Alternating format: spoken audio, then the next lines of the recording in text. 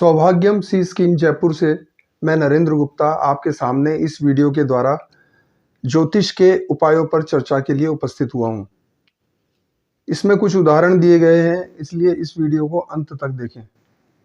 हमारी पृथ्वी की अलग अलग भौगोलिक स्थिति के हिसाब से अलग अलग देशों का निर्माण हुआ।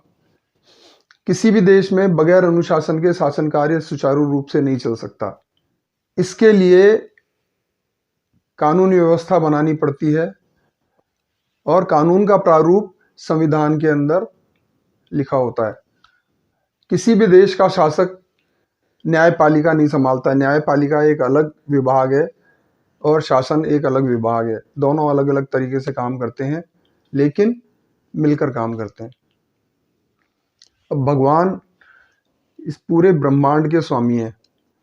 अपनी पृथ्वी के जो शासन है उसमें और इस ब्रह्मांड के अंदर जो शासन चल रहा है उसमें सिर्फ एक ही फर्क है। पृथ्वी में कई देश हैं और कई शासक हैं, लेकिन इस पूरे ब्रह्मांड के शासक सिर्फ एक हैं, भगवान। उन्होंने भी अपने शासन की प्रक्रिया को न्याय प्रक्रिया से अलग कर रखा है। न्याय प्रक्रिया को उन्होंने विधि को सौंप रखा है। विधि ने जो संविधान बनाया उसे विधान के नाम से जाना जाता है। बहुत छोटे से स्वरूप में धर्म और अधर्म की परिभाषा समझ लेते हैं। हर व्यक्ति अपने सुख के लिए कोशिश करता है और इस सुख को पाने के लिए वो दूसरों को कष्ट भी देता होगा। यही कर्म के लेख में अधर्म के नाम से जाना जाता है, जिसे पाप भी कहते हैं। जितना बड़ा पाप उतनी ही बड़ी सजा। इस तरह से सृष्टि विधि और विधान से चलती है। जैसा कि बता चुके हैं, भगवान खुद न्यायाधीश नहीं है। न्याय करने का काम विधि को सौंप रखा है। भगवान न्याय के बीच में नहीं आते हैं। लेकिन जो शासक हैं भगवान, वो बहुत सहृदय हैं, नरम दिल के हैं। जो उन्हें पुकारता है वो अपनी जनता की आवाज जरूर सुनते हैं। न्याय प्रक्रिया में यदि किसी का साथ देंगे तो पक्षपात हो जाएगा और पक्षपात के कारण कोई भी शासन ढंग से नहीं चलता। किए गए कर्म के न्याय के लिए विधि के पास दो ही रास्ते हैं, या तो सुख या दुख दे। अच्छे कर्म के लिए सुख और पाप कर्म के लिए दुख निश्चित किए गए हैं। तो सुख के समय में तो कोई भगवान को याद करता नहीं, और जब दुख होता है तब उसे भगवान याद आते हैं। तब वह यह सोचने पर मजबूर हो जाता है कि आखिरकार मैंने ऐसे कौन से कर्म किए थे जो इतने कष्ट मेरे को देखने को मिल रहे हैं, भुगतने को मिल रहे हैं। अब इससे होता ही है कि भगवान के न्याय के प्रति यदि अविश्वास करेगा तो यही गलत हो जाएगा कि भगवान की सत्ता में किसी के साथ अन्याय होता होगा। भगवान किसी के साथ अन्याय क्यों करने लगे? उनके लिए सब बराबर है। और फिर दूसरा भाव ये आ जाता है कि जब मैंने कुछ किया ही नहीं तो मेरे को सजा किस बात की मिल रही है। तो ये दो तरह से गलत हो गया।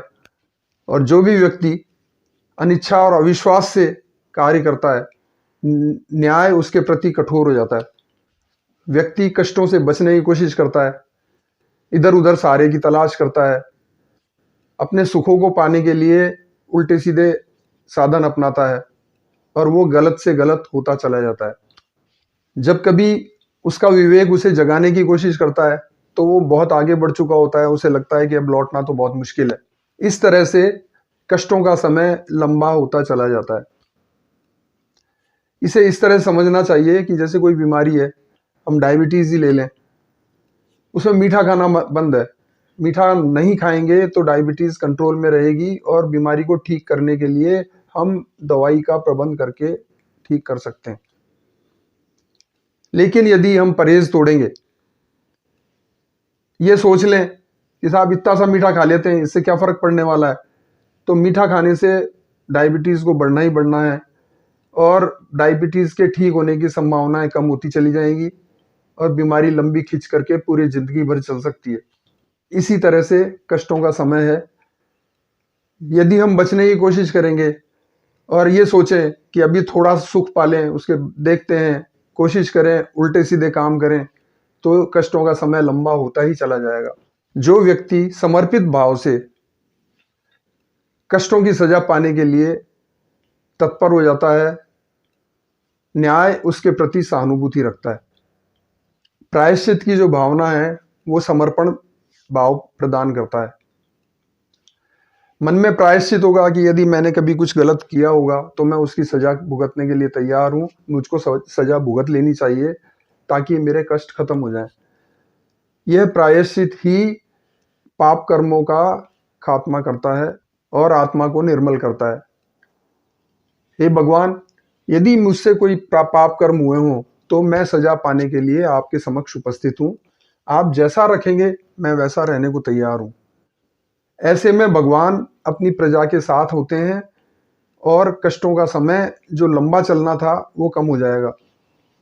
हमारे कर्म अच्छे हों या बुरे हों, अच्छे की जगह अच्छा और बुरे की जगह बुरा लिखा जाएगा। ये दोनों कभी एक दूसरे को खत्म नहीं कर सकते, कैंसिल नहीं कर सकते, शून्य नहीं होंगे। अच्छे कर्म के फल हमें अच्छे मिलेंगे, बुरे कर्म के फल हमें बुरे भुगतने होंगे।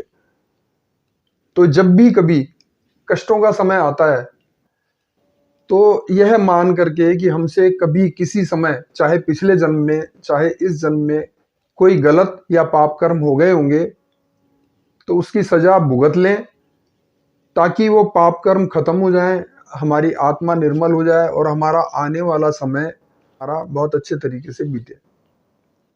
अगर हम ये मान के चलें कि उपायों के करने से पाप कर्म बिल्कुल खत्म हो जाएंगे तो ये गलत धारणा है।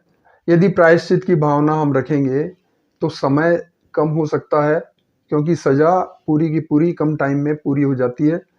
और यदि हम बचने की कोशिश करेंगे तो वही सजा लंबे समय में खत्म होगी। अलग अलग ग्रहों के हिसाब से ज्योतिष की किताबों में अलग अलग उपाय बताए गए हैं।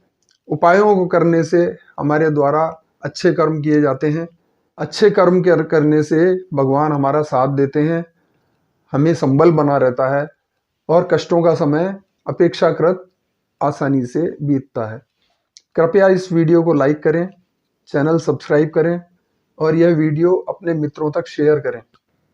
आपके मन में यदि कोई विचार आते हैं तो नीचे कमेंट बॉक्स में लिखें। कमेंट बॉक्स में ही इस वीडियो से संबंधित जो दूसरे वीडियो पहले बनाए गए हैं उनके लिंक भी दिए गए हैं, आप उन्हें भी देख सकते हैं। हमारी वेबसाइट www.upcharkendra.com upcharkendra.com है, वहां विजिट करें। हमसे संबंधित और भी विवरण वहां आपको मिलेंगे। धन्यवाद।